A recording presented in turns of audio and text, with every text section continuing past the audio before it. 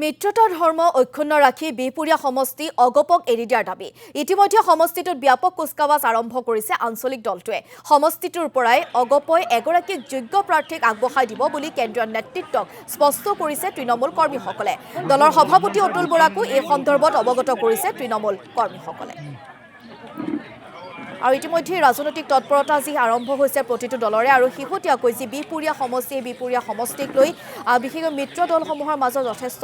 চৰ্চা চলিছিল আৰু অগপই বিশেষকৈ তৃণমূল যিসকল কৰ্মী আছে তেখেতসকলে যেটো প্ৰাৰ্থী প্ৰক্ষেপৰ ইতিমধ্যে সিদ্ধান্ত লৈছে আৰু কেন্দ্ৰীয় নেতৃত্বকো অৱগত কৰিছে গতিকে এই যি ৰাজনৈতিক পৰিৱেশ বিপুৰীয়া সমষ্টি আমি কিছু জানিবলৈ চেষ্টা কৰিম আমাৰ সাংবাদিক জগত বৰাৰ জৰিয়তে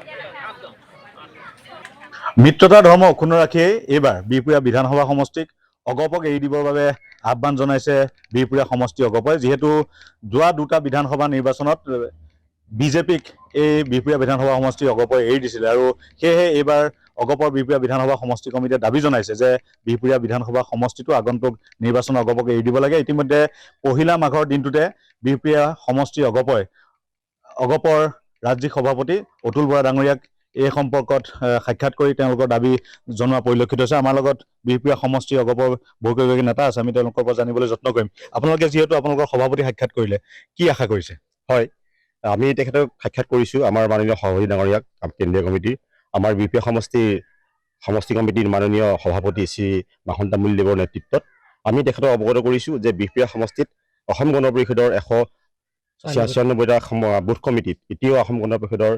সাংগঠনিক শক্তিশালী স্থিতিত আছে সেই মৰ্মে আমি বিচাৰিছো যে এইবাৰ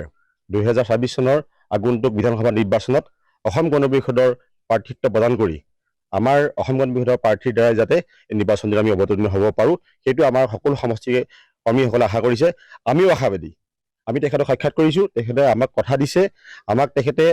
সমষ্টিত সংকল্প দিৱসৰ আয়োজন কৰিবৰ কাৰণে আমাক পৰামৰ্শ দিছে আমি তাৰ কাৰণে প্ৰস্তুতি আৰম্ভ কৰিছো আৰু এইবাৰ 26 নিৰ্বাচনত কোনো পদ্ধতি যাতে আমি বেলেগক এই আসনখন এৰি নিদিওঁ আৰু অসম গণ পৰিষদৰ নেতৃত্বতেই আৰু অসম গণ পৰিষদৰ প্ৰাৰ্থীৰ দ্বাৰা আমি অৱতীৰ্ণ হ'ম বুলি আমি আশাবাদী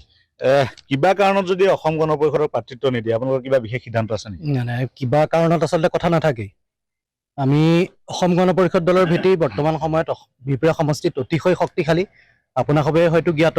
যে বৰ্তমান সময়ত মাখন তামুলীদেৱৰ নেতৃত্বত অসম গণ পৰিষদ দলৰ ধ্বজাখন অতি শক্তিশালীভাৱে উৰি আছে আৰু এই ক্ষেত্ৰত আমাৰ কিবা কাৰণত বোলা কথাটো নাহে আমি 100% আশাবাদী আৰু বিশেষকৈ আমাৰ কেন্দ্ৰীয় সভাপতি কেন্দ্ৰীয় কাৰ্যকৰী সভাপতি দুইজনৰ আমি সাক্ষাৎ কৰিছিলো আৰু এই সাক্ষাতৰ সময়তে তেখেতসকলে আমাক আশ্বাস প্ৰদান কৰিছে যে আগন্তুক 2026 চনৰ নিৰ্বাচনত উত্তৰ অসমৰ ভিতৰত শক্তিশালী ভিত্তি থকা বিপুৰীয়া সমষ্টিটো অসম গণ পৰিষদ দলৰ প্ৰাৰ্থীৰ দ্বাৰা নিৰ্বাচনত অৱতীৰ্ণ হ'ব